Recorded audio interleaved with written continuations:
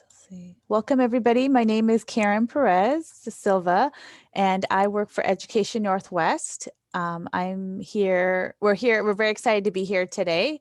Education Northwest has over 54 years of work in supporting school districts and making meaningful impact in work with our partnering school districts, communities, and other stakeholders, including we do equity audits, reviews, and supporting just diversity in education. And I'm joined here today with Shelly Reggiani from Clackamas School District, and I'll have her introduce herself as well. Good evening, everyone. My name is Shelly Reggiani, and I'm the Executive Director of Equity and Instructional Services for the North Clackamas School District. We are located just south of Portland, Oregon. Welcome to all of you who are joining us from multiple states across the western region of the United States.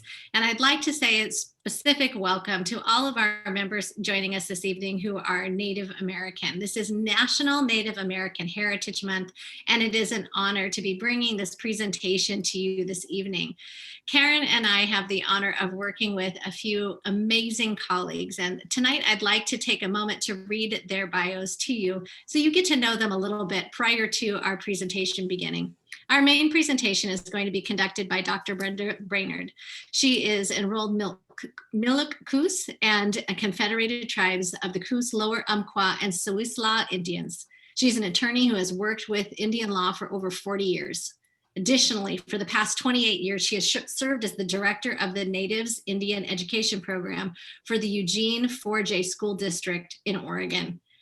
She is a traditional storyteller and basket weaver. She has been an advocate for Indian rights for all of her adult life and a champion for tribal children. She is one of our local elders who shares educational information with us across the state of Oregon, and we are thrilled to have her this evening.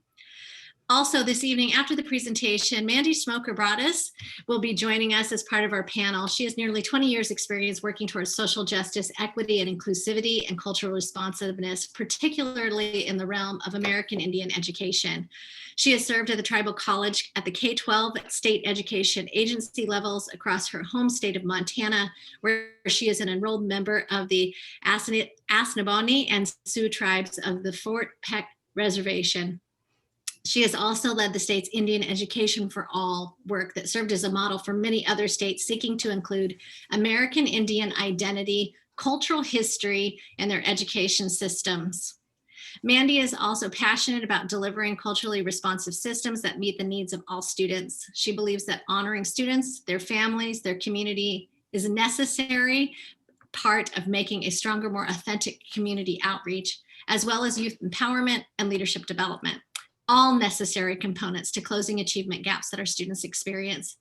She received the 2015 National Indian Educator of the Year Award by the National Indian Education Association, as well as an appointment by President Obama to the National Advisory Council on Indian Education. Sarah Pierce is also joining us, and she is a senior advisor of Indian education and co-leads the research practice partnership of Tribal Educators Alliance, along with Mandy. As a national board certified educator, she promotes a strong foundation of literacy across all content areas.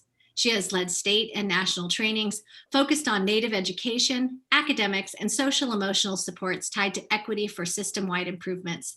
She was part of the original development team of the CCSSO Rural Math Collaborative and connects instruction to social emotional learning to ensure persistence and growth mindsets.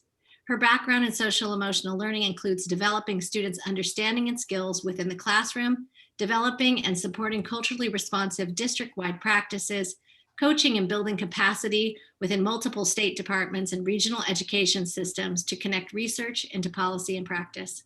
Her current focus is ensuring an equity lens with approaching SEL frameworks and strategies, leveraging adult social emotional learning and system conditions to improve implementation.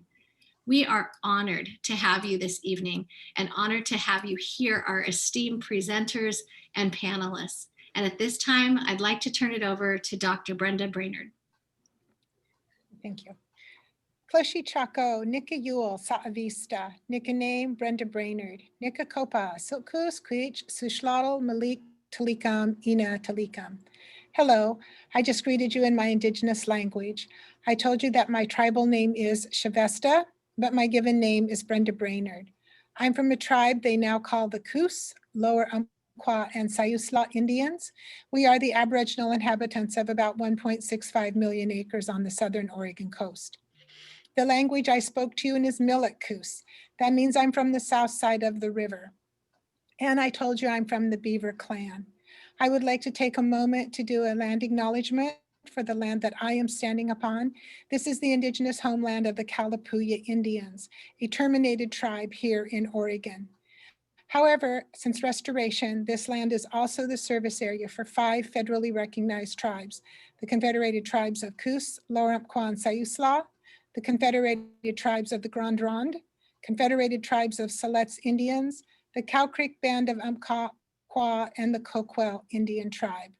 These people have been the stewards of this land for centuries.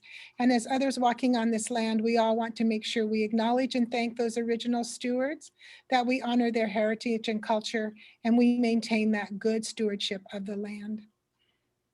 Thank you all for being here. I appreciate the opportunity to speak with you about boarding schools. I am not a boarding school survivor, but many of my family members are. I want to do this in a really good way. If other attendants are boarding school survivors, I want to make very, very sure that you hear that I am not stepping on your stories. Boarding schools impacted Native Americans all across the entire United States, as well as right here in my home of Oregon. We call these the stolen generations, but the thing we need to remember is the lasting impact of boarding schools on Indian education, both in terms of personal beliefs and philosophies about education, but also in terms of the policies that have been implemented on Indian education for many, many years. When I was about 8 years old, the soldiers rounded up as many of the Blackfeet children as they could. The government had decided that we would get a white man's force by education by force. This is what often happened to tribal children. The big bus would come into the reservations and simply scoop children up. They often did it at gunpoint or by other means of force and coercion. I had a friend who was the youngest of 10, and his mom and dad used to hide him when the big school bus would come so that they would have at least one child left at home. The primary philosophy and background of the boarding schools was on a military basis. Children were taught to cut, very square corners. There was all the regiment that went with the military style. Often the churches leased or contracted out to run the schools. So there was that additional impact of religion, Protestant Christianity religion, that was placed in the schools. Religion was all over, praying, always being reminded of who the religious leader of the philosophy was being taught. The philosophy of kill the Indian and save the man is just prominent and prevalent throughout both the boarding schools and a lot of Indian education policies. A great general has said that the only good Indian is a dead one, and that the high sanction of his destruction has been an enormous factor in promoting Indian massacres. In a sense, I agree with this sentiment, but only on this, that all the Indian there is in the race should be dead. Kill the Indian in him and you will save the man. Let all that is Indian within you die. As I was growing up, it was often said, the only good Indian is a dead Indian. And when you hear that long enough, it doesn't really matter what school system you're in. It becomes a pretty important part of who you are. This is Richard Henry Pratt. He's considered the father of the American Indian boarding school system. He was a huge man and imposing. He walked around the halls of Carlisle Indian School dressed like this. He would have been so intimidating and scary to those children to see this man with his military accoutrements around the school. Racism is prominent in all of the educational policies, even the current day policies. Wellington Rich, the superintendent of the Phoenix Indian School, says, Indians must be forced to follow the superior method of the white man. Carlisle was the first off-reservation Indian boarding school. It was first established in 1879 in a decommissioned military base. It was determined that this military base was unfit for adult human male habitation, but it was okay for children. It was terribly overcrowded, packed. Look at all those sweet children.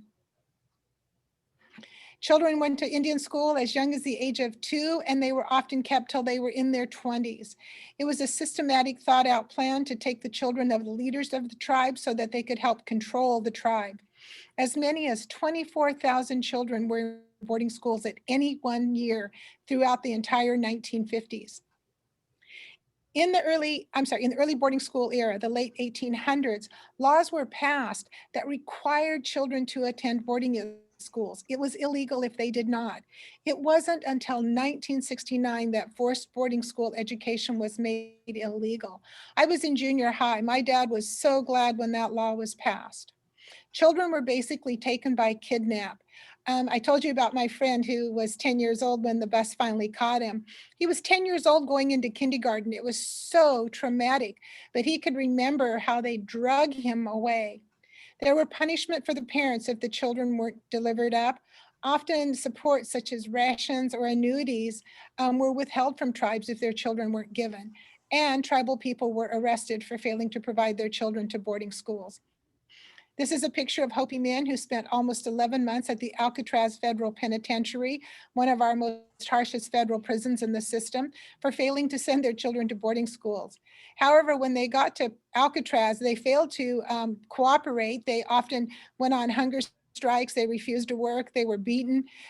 They were supposed to be there until their children went to boarding schools, but after 11 months, the penitentiary system said, we can't deal with these guys, and they sent them back home.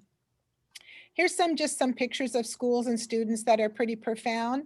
These are the Haskell Babies. These children were probably about 4 years old. But one of the most important things to recognize about this picture is just the picture itself. Whenever boys would behave inappropriately, they would often dress them in girls' clothes and take pictures of them as a form of bullying or torment or punishment. Lori Tapahanzo, who used to work at Haskell, shared this picture with me, and she wanted me to be sure and always say that every child in that picture is a boy. So even though there's several dressed in little dresses, these are all male children. Thomas More at the Reggiani Indian School. What was so sad about these children is they often sent them in their finest regalia so that the schools would know they were important children. They were children of the leaders of the tribe. But when they got to the schools, their clothing was taken and promptly burnt. This little guy is really rich. He's got a little gun and beautiful shells and brass beads around his neck. And then here he is just a few days later at the Indian school. Boarding schools were actually a systemic assault on tribal culture. It was well thought out by Eastern reformers. There are many, many documents that talk about the thought out process.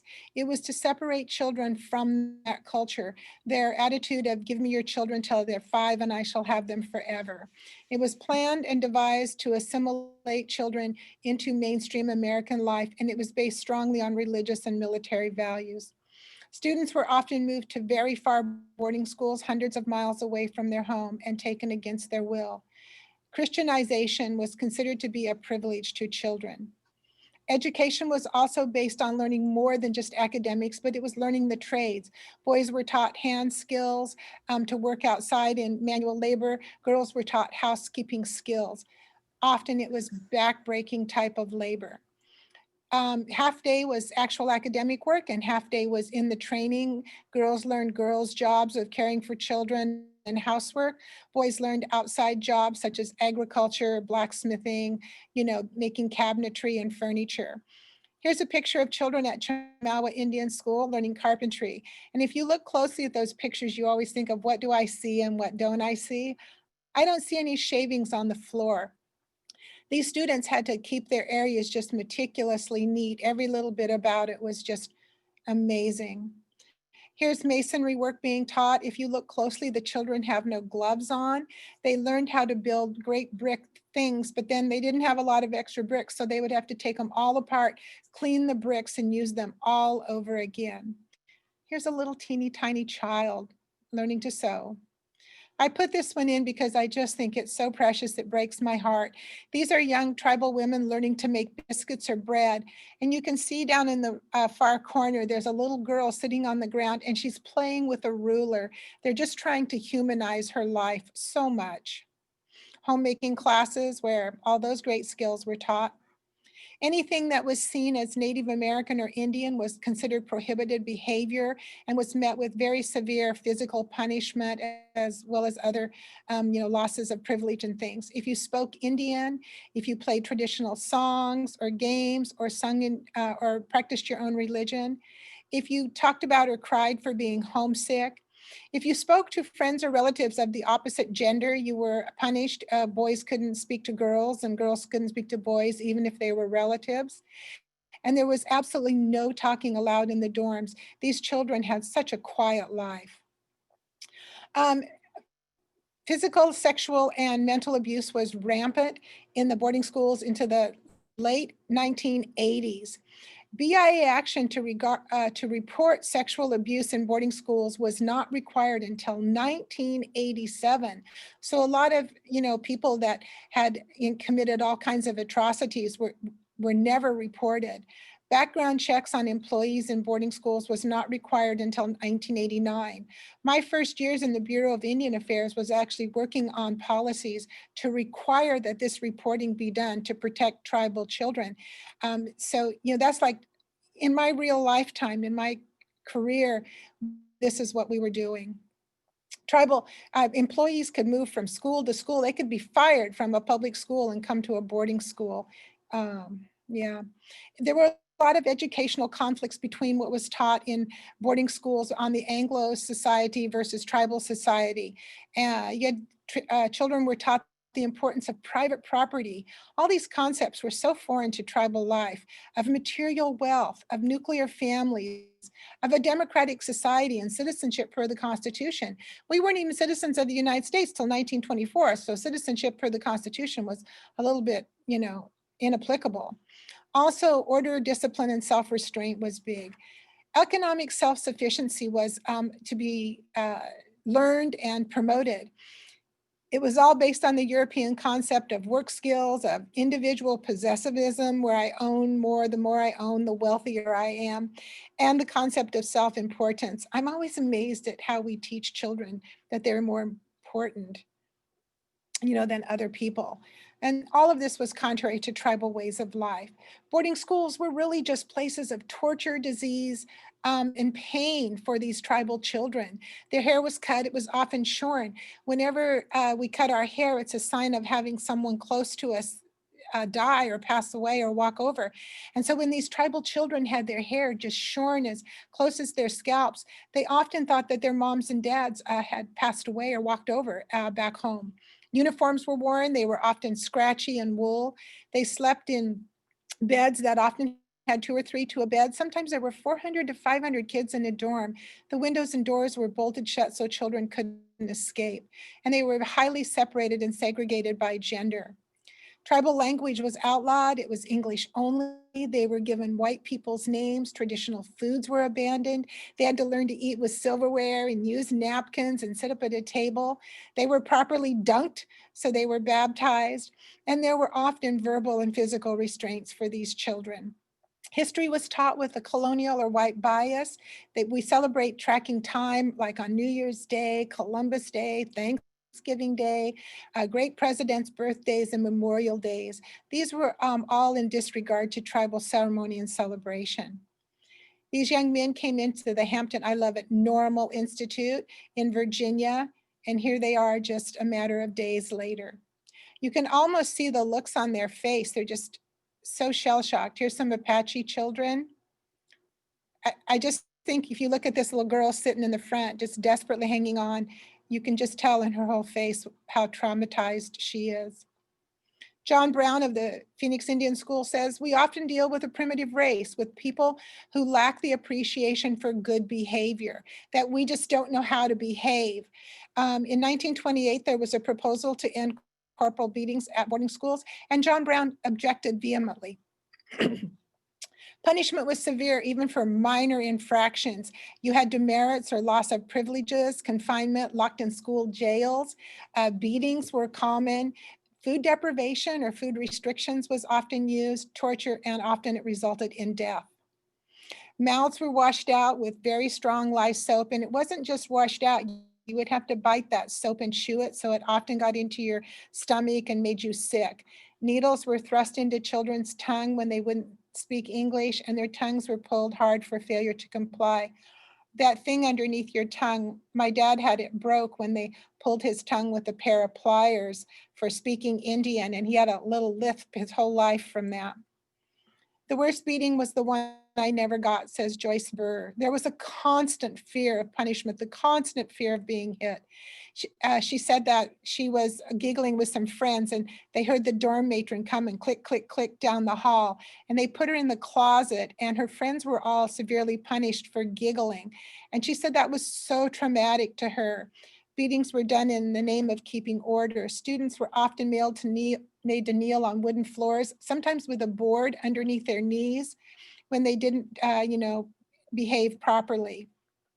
They were often physically punished just when they cried from being homesick, and students who ran away often were shackled for the entire time they were at school. Some of the workers seemed to take glee in physical torture. My friend that got on the bus talked about his first introduction to sex at the hands of a nun, and he said it just wrecked his mind. He had to go to counseling years later because of it. Beatings resulted in both learned violence and humiliation. Joanne Meninick says we were never going to be like the white man, no matter how hard we tried or how hard they beat us. This is the Mohawk Indian School in 1943. All of these children were brought into the school. All of their clothing was taken. They were given really good baths. All their hair was cut.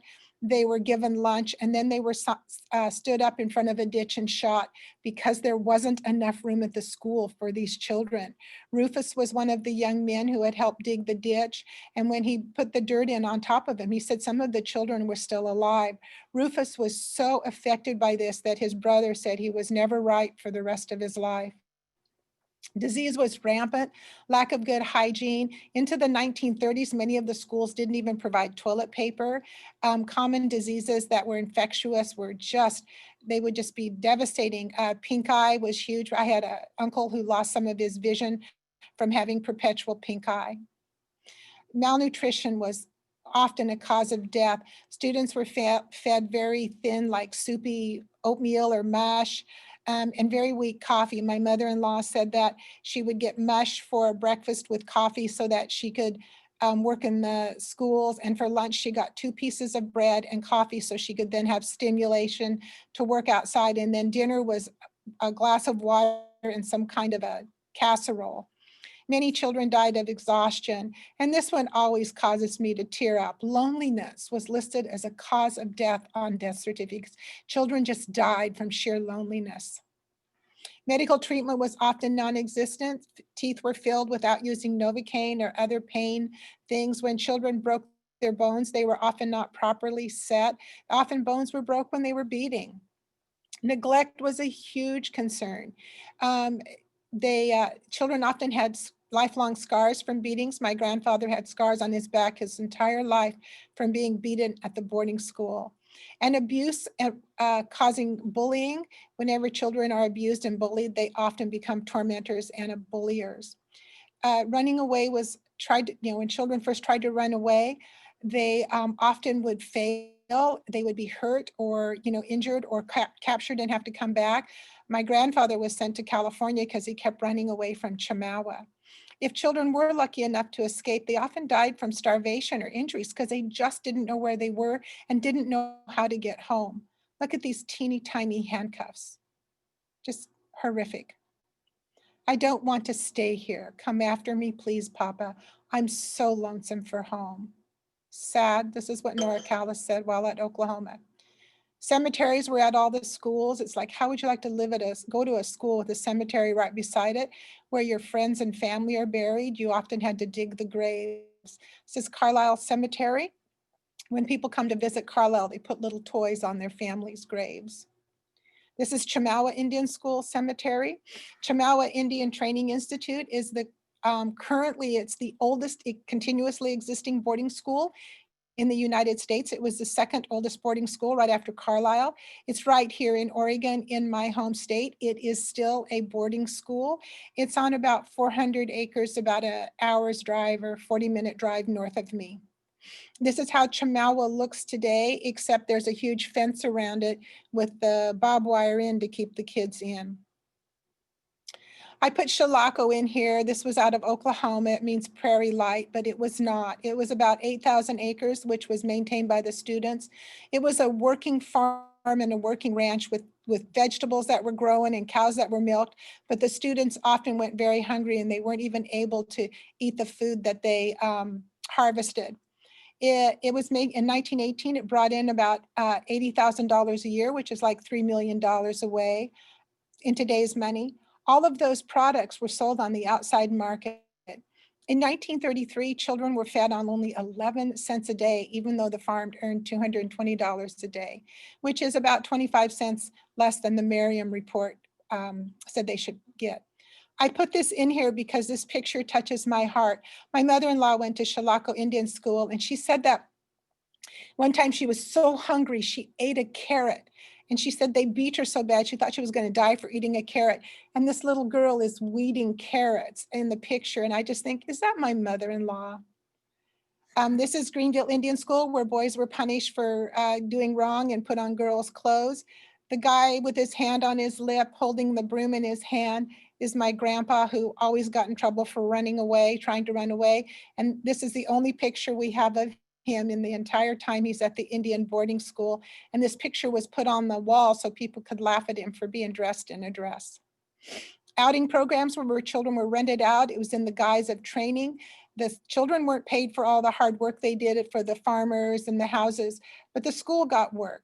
And here in 1958, I mean, this is my lifetime, you could buy an Indian child for $10.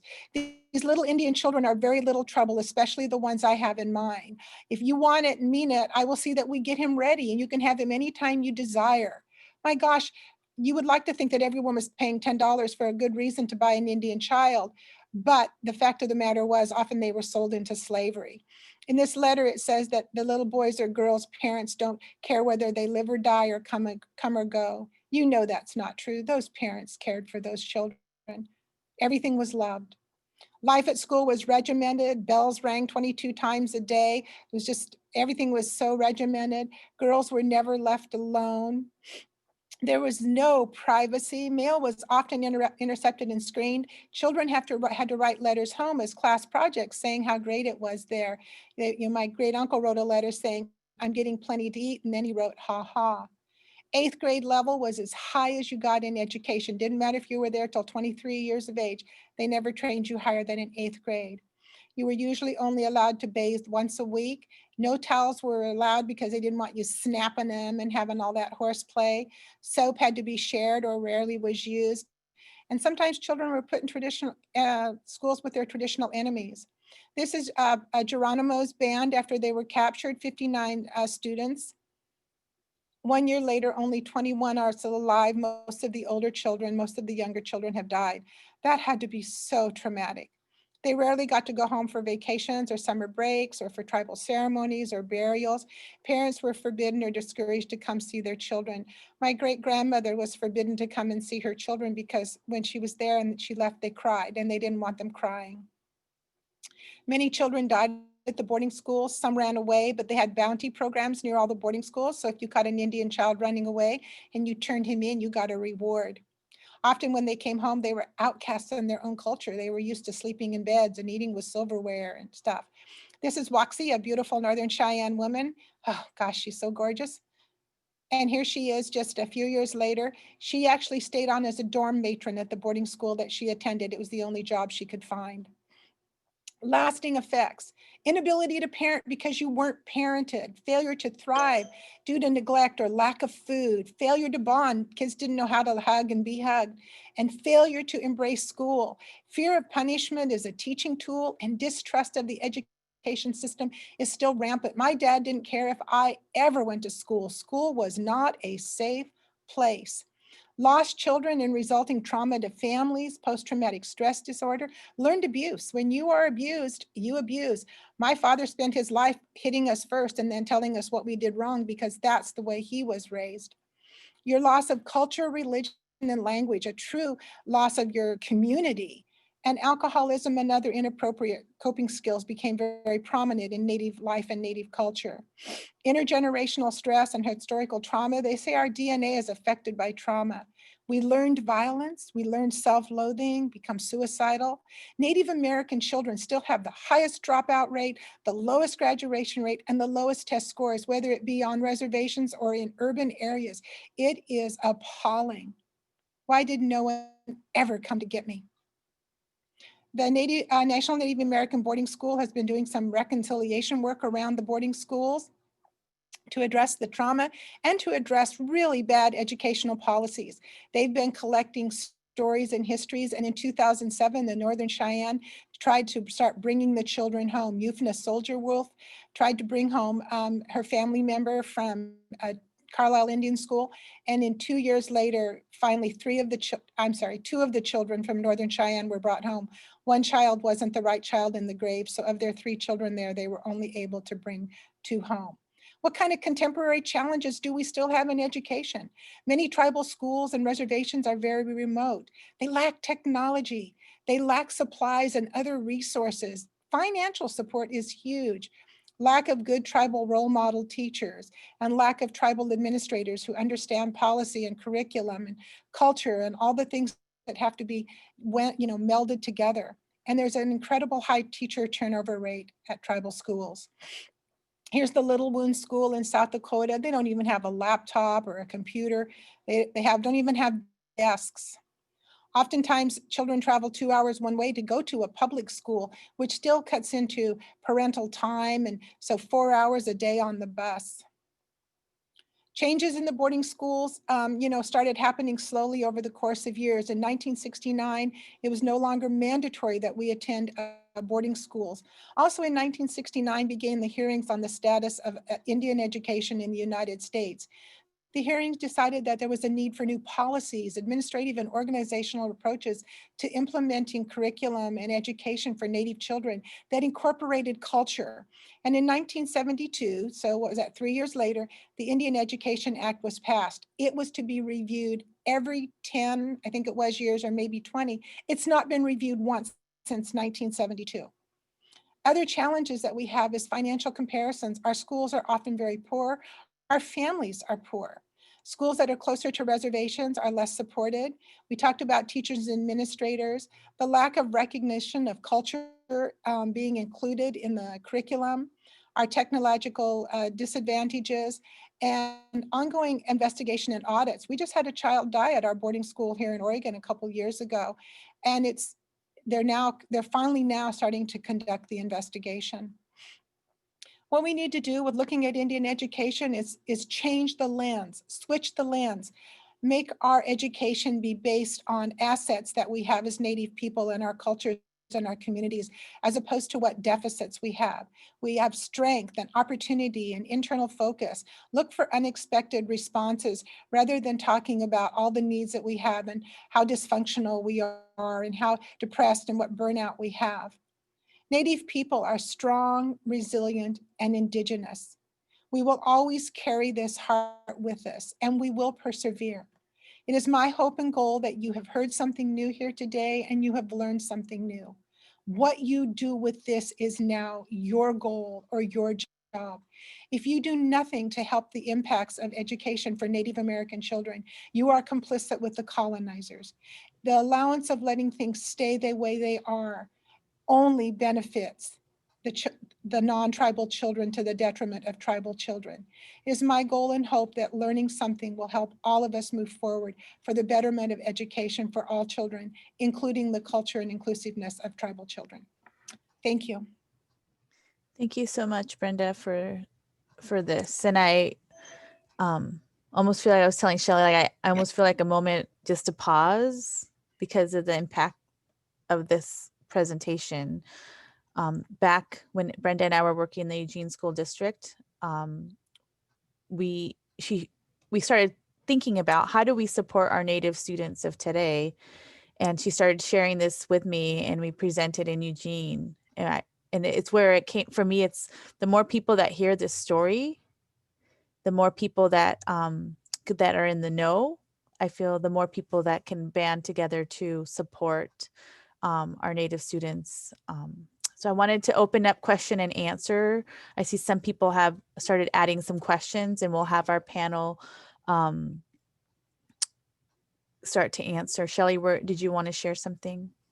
First, my sincere thanks to Dr. Brenda Brainard for sharing this rich history, the research, the family stories that are personal, the vulnerability to, in a public space, tell the stories so that everyone else can benefit. This is a history that is shared, and it's also a history that is hidden.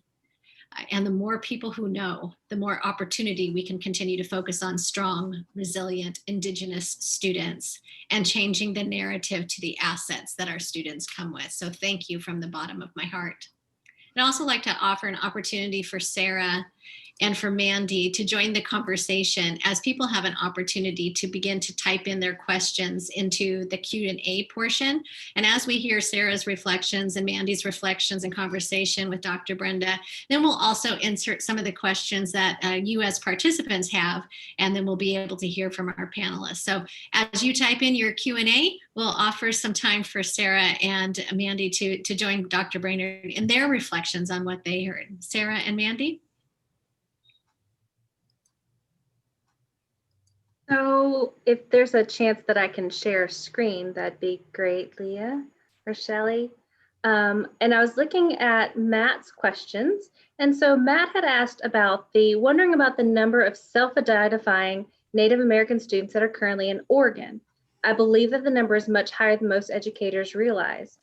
Yes, Matt. And actually that was part of our Educators Alliance question that we've been going through for a long, long time. Many students who are identified as Native American may also identify as multiracial, and therefore might not always get captured. And then there's also other reasons during self-identification why some students may not self-identify as Native. Either it's due to enrollment status or other identification matters. And so our partnership has built a really great graphic that I would love to share that I still can't. Oh, yes, I can. So I will just have to, thanks. Got this. Got it. So our partnership has helped to develop, using research, some ways to better identify our youth. And basically it's really grounded into get to know our kids, get to know their communities and some of the reasons why they may not identify. And so we'll have Shelly and Karen send out some additional resources and links that go along with this, but how students can not only be better identified in order to get the supports, but how better to have a culturally responsive effort to make sure that all of our students have the best education. And so along with that particular thought, what does education mean? And I wanted to hone in on a couple of things that Dr. Brainard talked about. One was about the boarding school schedule. So Montana Historical Society has this really great text that's often used across their 8th grade. And one of the pieces is this schedule. And I like to show off this schedule because I love for kids and adults to see what does this school really teach kids? What is the ultimate goal of their school day? And so I typically have kids go through this and look how much actual teaching and learning is happening as compared to time that they're spending doing other things that really may not be the most beneficial for what's considered school. And so if you're looking at this particular schedule, you can see that most of this time really is about telling kids what to do and having them do more menial tasks and not really engaging them. And so I really like to juxtapose this schedule.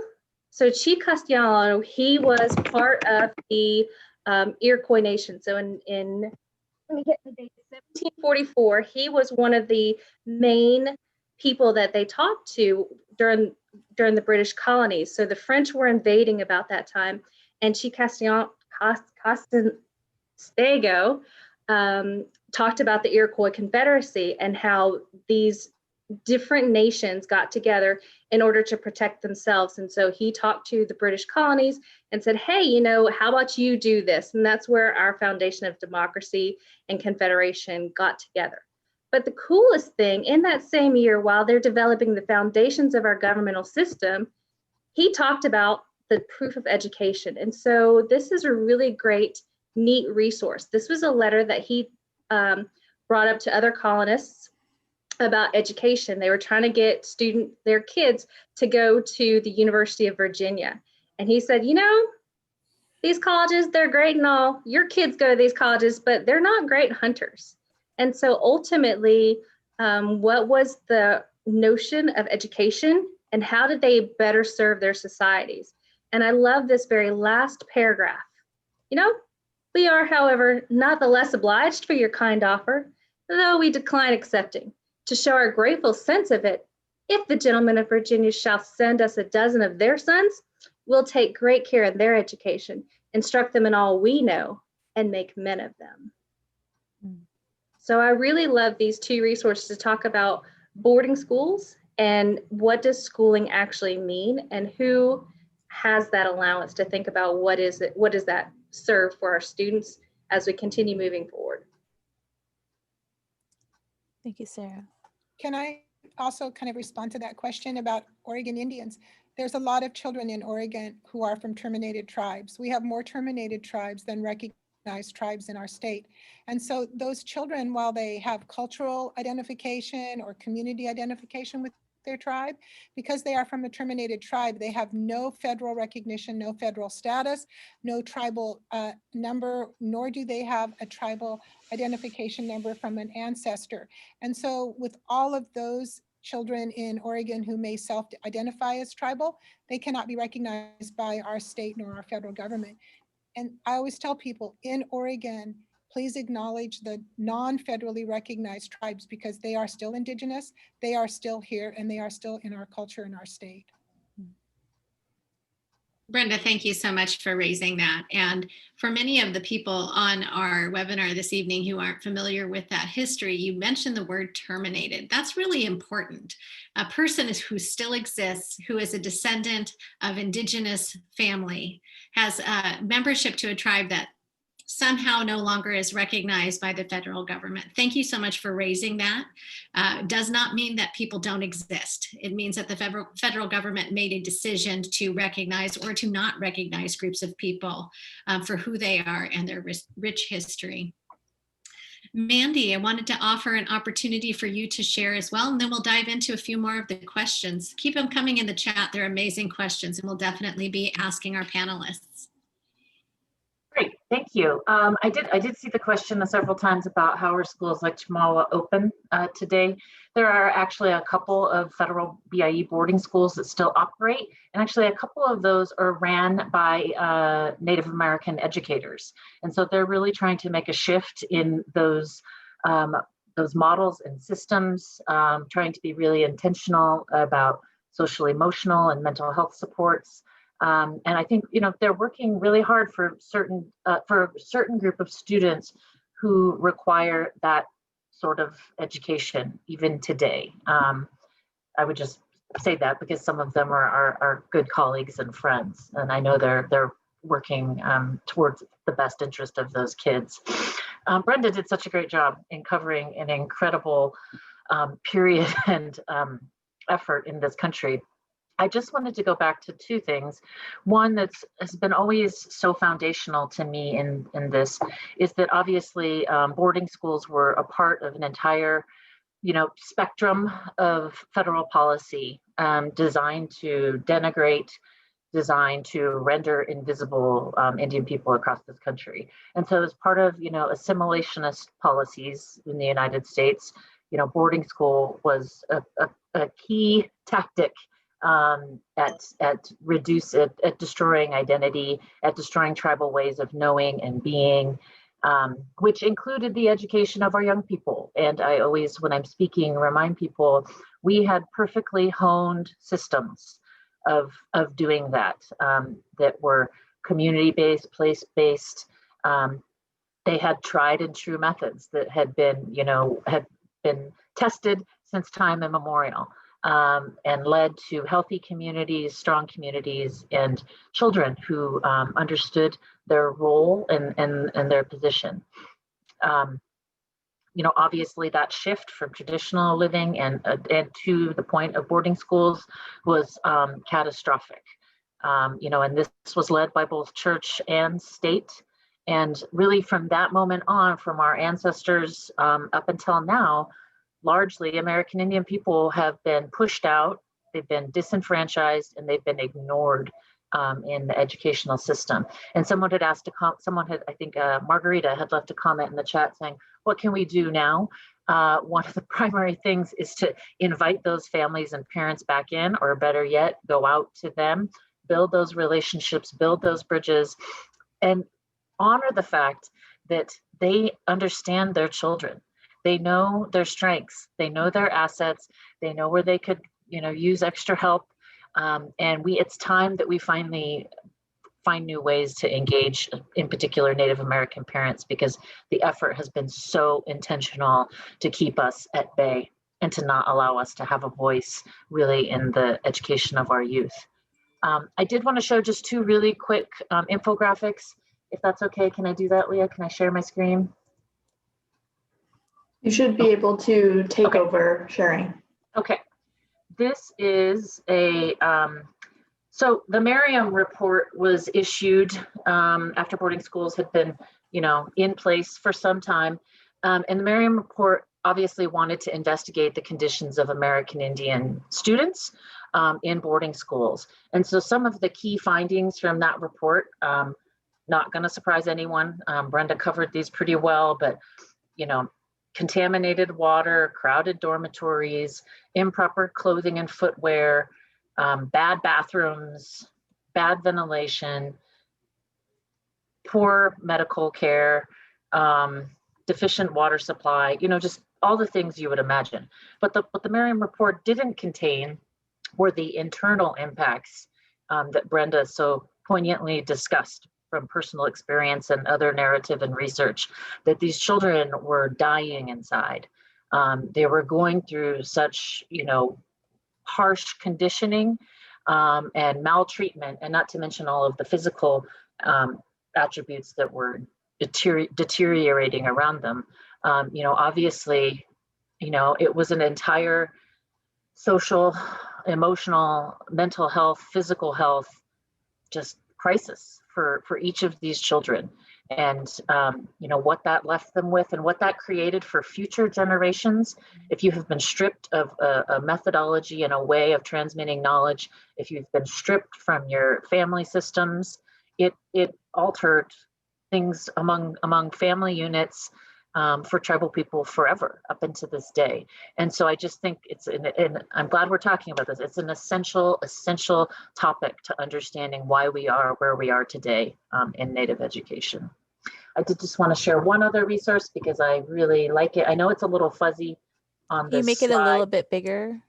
Can you guys see this slide? Mm-hmm. Let me stop sharing. I'm going to go to another document because that might be easier. So this is a really great resource. It's the National Native American Boarding Schools Healing Coalition. And this is just one of the resources that they have. It shows you the American Indian boarding schools by state. 64 of those remain open today.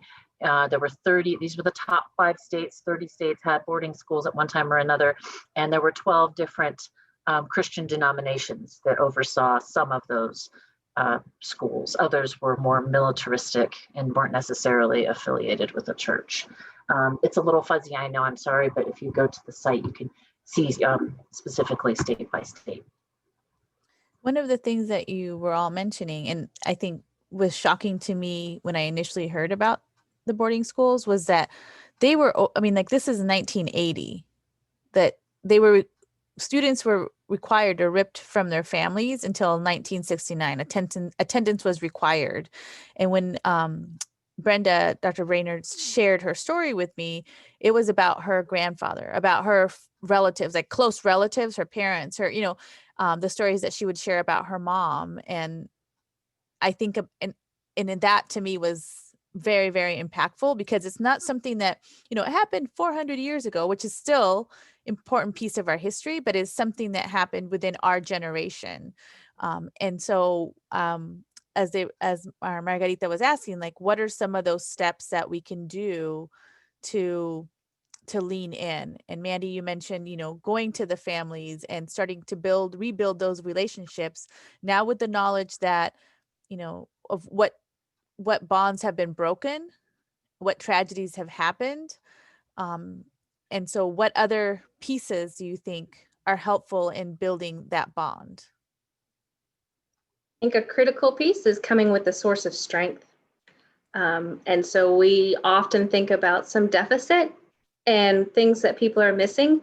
And we definitely want to be able to think about what are the strengths that they already bring to the table. Just as Mandy and Brenda talked about, there's lots of really, really good stuff already there. There is knowledge and ways of being already there. And just honing back in onto that strengths-based portion is pretty critical.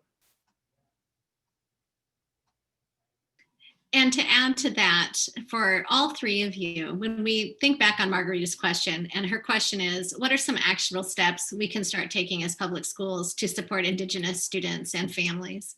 From your experience, what have been some of the most successful approaches? Mandy mentioned outreach to families, not just inviting in, but actual outreach. There's a distinction between the two, and I definitely appreciate highlighting that. In addition to that, what are some successful strategies you've seen from your experience of schools being successful in helping change the narrative and taking those actionable steps? I haven't seen so many steps as I would like to see. Sometimes I feel like I'm sort of beating my head on a wall to make it stop hurting. I appreciate so much what both Mandy and Sarah said about reaching out to tribal families and including them. But until the education system is changed a bit, tribal families won't feel truly included. Sometimes we feel like a novelty. Native American culture and history and contributions and inclusiveness needs to be by teachers all the time. It isn't just in November at Native American Heritage Month. It's not just around Thanksgiving when we teach that whole entire myth inaccurately. And it's not on Indigenous Peoples Day. So many times I feel like Indigenous Peoples Day is not about indigeneity, but it's about anti-Columbus. And so in these lessons that we're doing and curriculum that we're doing, anytime a teacher has an opportunity to switch the lens, do that. Instead of talking about the glory coming west with the telegraph and the ethereal, angelic, you know, figure and the wagons coming with her and the horses and the railroad, ask, how do you think the tribal people feel who were running away? How do you think they felt seeing the train for the first time? Make those bubbles on all those glorifying pictures that we have. Make those thought bubbles and have kids actually process that. As tribal people, we need allies. We're a very small percentage of the population, and we need teachers to not just make it a novelty where we check the box that we've done something for Native American Month or we get our once a year inoculation. It has to be common conversation, and that's not just for tribal groups, but for all kind of disenfranchised people. Teachers are our best allies. They need to truly see that what they're doing may not be the best, even if they're doing it with the best heart. Thank you. That's very powerful. We have another comment and question from Christy. Sarah, did you want to add to that? I'm sorry, go right ahead. Yeah, I totally wanted to piggyback on what Brenda was saying, to teach it and not just anytime. And so really want to promote Oregon's SB 13 work. And so with that, there's lots and lots of training and resources to help us educators understand a lot better. But on top of that, there's also lesson plans across all content areas, highlighting tribes across Oregon, as well as other issues that go across lots of other Native culture pieces, and really getting into very tribally specific information, which is also key for a lot of breaking down the idea of this pan-native viewpoint that all Indians live in teepees, or all Indians, whatever kind of stereotype goes in lots of people's minds, because we all have gone through an education system that probably hasn't promoted that individual idea yet of what each nation is like. And so really want to highlight all that work that the Office of Native Education and ODE has put together, and all those resources. And that is a great, great resource for all people, not only in Oregon, but across the nation, that we'd like to highlight about the really great efforts of SB 13 and here. Thank I you. appreciate that. It's across each of the areas, across different areas. It's not just, oftentimes we think just social studies, but it's actually science and math and the contributions that have been made by our community. So that's very rich information. For those of you who are not from Oregon, Oregon Department of Education, Senate Bill 13, SB 13. So if you search on the Oregon Department of Education website, you can learn more from there. Additionally, we've mentioned a couple of the resources, both Mandy and Sarah have shown as well. And for all of you who are attending this evening, we have a copy of your email address and can forward those resources to you. We do have a couple more comments in the question and answer. I'd like to share something that Christy has written. And she says, I'm from the land of Cherokee and Creek people. I'm a descendant of colonists and immigrants, and I'm very interested in place-based learning and sustainable practices. I'm interested in what truth and reconciliation practices might we consider to unite our displaced people and form more appropriate living practices that honor the land and natural ecosystem. I would like to learn more about the efforts to include Indigenous history in Oregon. Sarah, thank you so much for adding just that. And then Christy also says, as an educator, I would like to support these efforts, educate myself, and change some of my practices. Christy, thank you for that very courageous point that you placed in the Q&A for all of us to hear. I'd like to give an opportunity for our panelists to respond to Christy's comments. Christy, I too, my family is recognized is Eastern Band Cherokee, but that was prior to restoration. So I am also one of these people who I would not identify as Native, but it is part of the break that happened. And so I agree. There's lots of opportunities, and I think being able to take advantage of trainings like this and opportunities like this to talk with others, to find resources to better understand that learning and that understanding, as well as how do I better help others understand what's moving forward.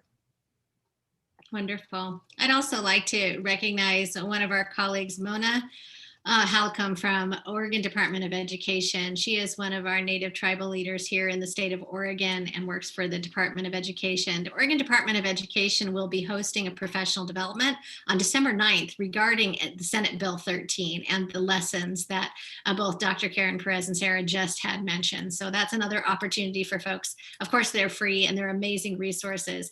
I'd also like to point out that the work done here is done from the I perspective. It is cultivated from the stories and the accounts of Native persons, not other people saying this is what the Native experience is. And I think that is one of the things that's really important as we continue this conversation about healing and restoration and resilience.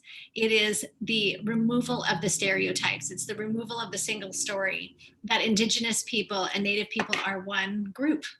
There are multiple cultures labeled under Indigenous, labeled under Native, and unpacking those stories and the uniqueness of each of those groups of people, and hearing from all of our Native members and our Indigenous people within our community. Very important. We have a few people asking if we're going to where can they watch the recording? So we'll put it on our Education Northwest website. And once we have it ready, we can add the links and then have that also available and send it out to the people who have registered for this. And feel free to share. Yes, thank you. If I might piggyback on what Sarah said and Ramona about Senate Bill 13, the other cool thing that Oregon did was they provided a financial opportunity and support for tribes to tell their own story. So not only was it someone that they hired to write a state curriculum who, may or may not be from an Oregon tribe. They provided tribes opportunities to write their own curriculum to be shared across the state with teachers.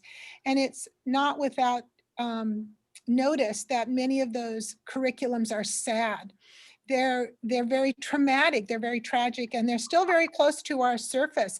I'm from the terminated tribe, and I went to law school to do restoration, and that's still close to my surface. And so when Christy asks, what can we do? One of the things you need, or I want teachers to do, is embrace those hard topics. We never teach these things to make people feel bad. There's nothing that I want to teach to make children and adults feel guilty. There's nothing that anyone who's teaching nowadays could have done to not make me be terminated. But I want them to feel badly. That's called empathy. That's truly stepping into the shoes of understanding this hurt and what's wrong with Indian people, and why we see things and act the way we do is because it's so close. It's not, as Karen said, generational. It's very, very close to our surface. Even the smallest grades, the firsters and the kinders, can understand when things are not right. The Thanksgiving story is not right. You don't have to be as gruesome with the little kids as you can with the older kids, but it's important to start young so you don't have to unteach. It's not enough to simply teach accurate history right now. We have to actively unlearn what we've been taught so that we can teach it. So I appreciate, Christy asking that really heart-touching question, because it will be hard. It's a lot of work to find the real history and then unring all of those bells, especially when some peers and co-teachers may not be as anxious to unring that bell as Christy is. One of the things I was thinking about as a district administrator, where is it? Because there's people from all over listening in on our webinar, right? And so one of the things that we've talked about is what action steps can you take to support our Native communities in the spaces that you work in, or the spaces that you can influence. So when I was working with Brenda in the Eugene School District, oftentimes I would meet with Brenda and have a conversation about what are some of the needs of our community. And as a district administrator, I can advocate and help with conversations that occur at the district level about how do we shift or pause or tweak what we're doing so that we're actually addressing the needs of our Native students, not as an afterthought, but as something that we are doing now, like an action steps that we can take. I just wanted to name that because I think it is my experience that each one of us can do something, take an action to make our communities, our Native students feel included, to share some of this learning and many other steps. Are there pieces of your work, Brenda or Sarah or Mandy, that you feel you would appreciate support from, like how can people support within the spaces that they're working in? What pieces of support have you found useful, like helpful in supporting our students when somebody in a position says, I can do this, or questions that they ask? I don't know. Anybody can answer that. I never had a diversity and equity coordinator. I've been here 29 years in the district. I retired, but came back because of COVID. They couldn't fill my job. I had never in my 28 years in the district had administration support for my program. We were the novelty. We were the inoculation. It was free money for our district for the Natives program.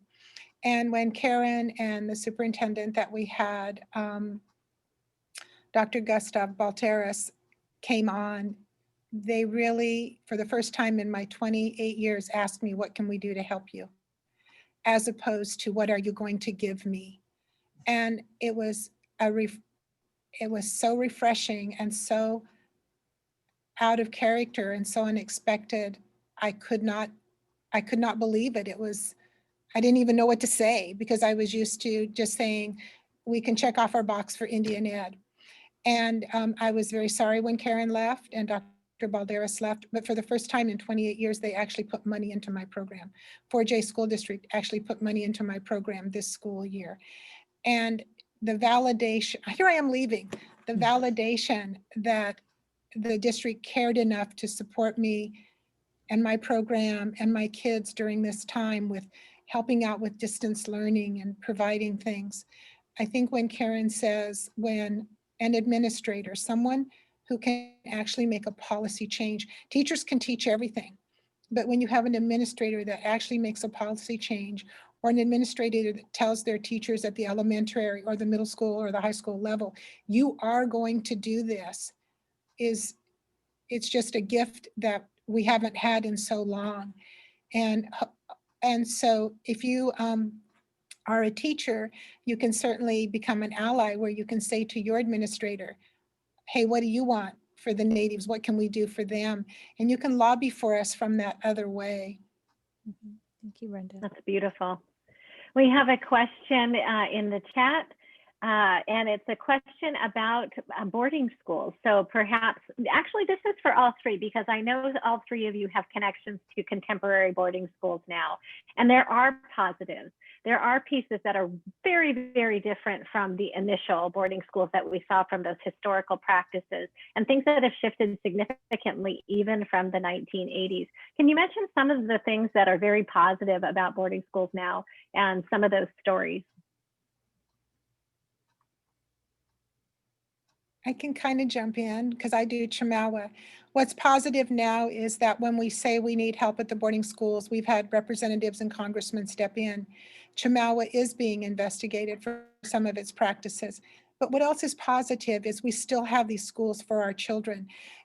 There's a lot of children at Chemawa who are at very remote villages from Alaska who wouldn't have the opportunity to the kind of education.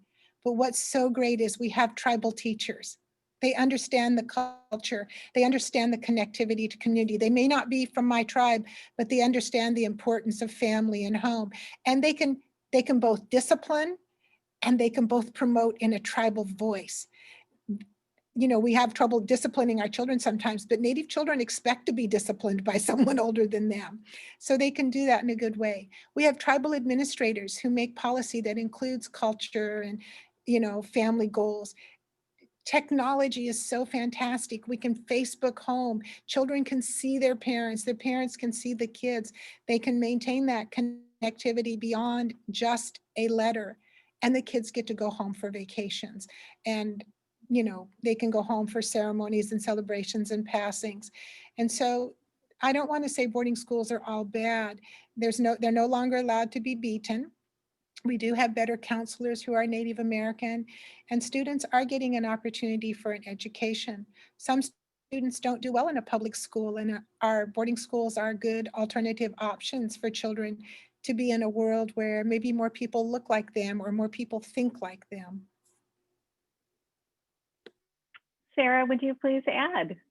Yeah, so some of the coolest things that I got to see from historical boarding schools when they were not that great is that some tribes, so one of my favorite stories is the Menominee tribe. And so what they did is they took that education, but then flipped it on its head. And so the Menominee at the beginning of Restoration, they were some of the leaders to understand what was this law and policy being imposed on me? How can I interpret it and then make it better for me and my people? And so those are really fascinating case stories that are in Indian law books and other courses like that.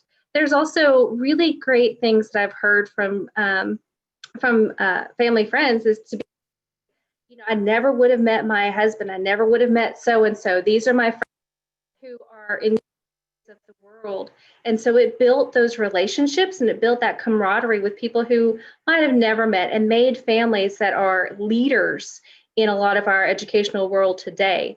And so there are plenty of negative things, but there's also so many other positives that did happen as well as continue to happen. As Mandy talked about, many of our boarding schools today are led by not only Native administrators, but also their boards to help identify these policies so that students are fully supported. Again, not just in the education of reading, writing, and math alongside state standards, but what does that mean in a culturally responsive way? What are we doing with education to ensure that our students continue not only educational standards, but traditional standards and knowing and ways of being, so that it re-promotes? We're talking, again, revitalizing languages. And so that's critical to so many pieces. We're relearning stories that haven't been there, understanding new traditional foods and new medicines that, well, I shouldn't say new, these are all things that rediscovering for not just our generation and our children's generation, but those who were forcefully torn away from it. And so boarding schools, there's always pros and cons to many things. And so being able to see some of the lights that did happen is pretty critical, or else it gets really sad. And then everything just turns sad all the time, when there are some good elements that did come up. Oh, And I thank think you, that you Sarah. mentioned those were shifts, right? Because initially they didn't have all these positive spaces or opportunities. But what I'm hearing you say is with the shifts that have happened recently and having tribal teachers and tribal administrators, the boarding school opportunity has shifted for students and become something that's more culturally responsive, and not the boarding schools of what Brenda kind of explained in the past. And there was a question about the number of students. Like, there were so many graves, hundreds and thousands of students died in this time of the boarding schools, and some of them have not been returned to their families, and they are unmarked graves, from my understanding of it as well. I think there was a question about that, and just wanted to say, yes, that is real from my understanding of the history as well. Sarah, I'm grateful also when you were talking about the shifts of the revitalization of language and culture, and they shouldn't be separated. And the opportunity for our students to have language revitalization is so beautiful and amazing. Oregon offers something called the State Seal of Biliteracy for high school graduates, which is an amazing honor to honor students who have learned a partner language to English, whether it's I learned it by taking world language classes, or my family supported me through a dual immersion program, or this is my language of heritage, and my family supported me through learning my language of heritage. And this year in the state of Oregon was the first time we've had 3 students who earned the State Seal of Biliteracy in different native languages. That was just a beautiful celebration for the state of Oregon to be able to honor Indigenous language here in Oregon, and then to be able to place those seals on the diplomas of our students who earn that such high honors. That's a beautiful, beautiful note I wanted to add. What you said reminded me also that our Native students can actually qualify for English as English language learner, as an English language learner. And so that's something that's often forgotten or not thought about when they enroll in school, so that when they speak a language in addition to English at home, then they might, qualify for those supports. And that's not something that's often thought about. Just wanted to name that.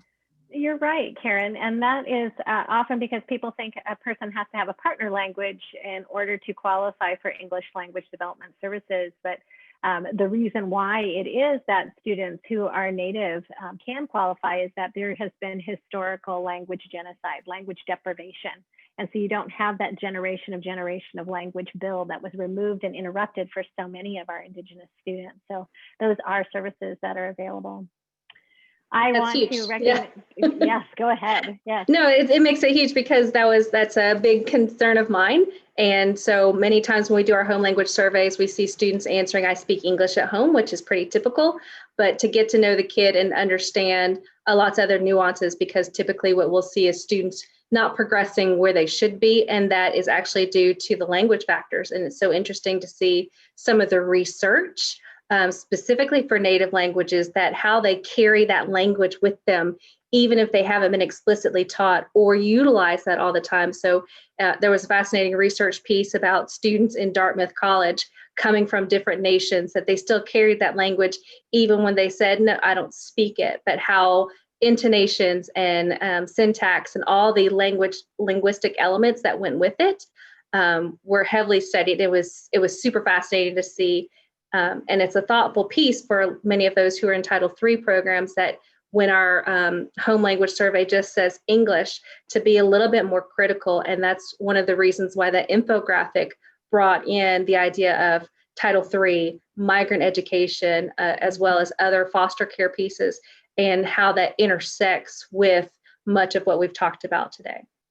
Yeah, that's actually, I know we're coming to a close, but I wanted to also put in that little PR for migrant education, because our families that are moving for fishing, our Native families, can also qualify for migrant education. So it's just kind of something that oftentimes isn't put up in the forefront. But we are at our time for our webinar today. We could continue for a while, I think, but we want to just give a quick time for each of you, Mandy, Sarah, and Brenda, to maybe a last thought that you'd like to share with people before we close the webinar.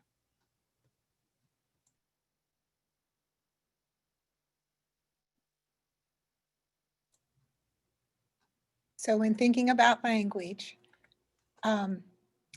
it's an amazing thing. I'm an articulate person, but there are some things in my life that there's no English word for. But yet I can say a tribal word that hits it exactly on the head. I want to take the opportunity just to say thank you for everything tonight, for those that will listen and hear, for those that will take something and make the changes that are needed. I'm sorry that we're not in person where I could meet all of you, but I certainly want you to know how I feel about this. In my tribe, we do not have a word for goodbye. It's a little bit like aloha in that it's, situationally used. So in my language, when we say hello, we say klahoya. And when we say goodbye, we say klahoya, I will hello you again. Mm-hmm. So I appreciate the opportunity to see the people again that I've seen. I appreciate the opportunity to do this. And I look forward to helloing you all at some other juncture. Thank you. I'll just close by saying that obviously this is an incredible continuum. It's an incredible span of education, of ways of knowing and being, of outside interference and detrimental policy. But I think we are entering a new era where we certainly appreciate allies and support from non-native folks, but this is really, we have to find our way back to the educational space and reclaim it and define it based on exactly what we want, not outside foreign models that have been really forced upon us. And it's happening. And there are incredible people out there that are doing this very difficult but necessary work. And so I'm just in awe of that effort, and just think we will get there, and we will get our children to back to a place of a system that really honors who they are and what they know and where they come from, and that dominant education circles and models can learn much from that return. Thank you. Thanks, Mandy. I just want to say thank you all for being here, because apparently you are passionate enough to stay on with us and find all the resources, and we'll be able to share all the resources, look at Montana, look at Washington, look at Oregon's resources, as well as the Native 360. Lots of great resources there. If you are unfamiliar with the background, there's lots of resources for you to learn, as well as to have your students learn too. Thank you all for staying on with us this evening. Our great thanks to Dr. Brenda Brainard, to Sarah Pierce, and to Mandy Smoker Broaddus, and to Education Northwest and North Clackamas Schools for hosting this webinar this evening. It is when we can come together and learn from stories, from firsthand experiences, from the personal learnings of others that we improve ourselves, that we improve our community. And tonight we are centered around our Native and Indigenous students and how we each have a part of it. We may not have been the persons who created those conditions that Brenda discussed, but we are each a part of our community today who can do something positive for our students as we move forward into the future. As Dr. Karen Pérez mentioned, we will be posting a copy of this webinar on Education Northwest website. And since we have each of your email addresses, we will be forwarding you a copy of Sarah's resources as well as Mandy's that they both shared tonight. On behalf of all of us here on this webinar, I'd like to thank you and wish you a wonderful evening. And as we finish the month of November, to continue to honor our Native Heritage Month. By thinking of each thing that we can do in our schools and in our systems that elevates voice for students and thinks about that intersectionality of identity and who our students are, and raising language, race, culture, and really embracing each of those components for our Native students. Thank you so much for being here this evening. Yeah, thank you, everybody. Good night. Have a wonderful night.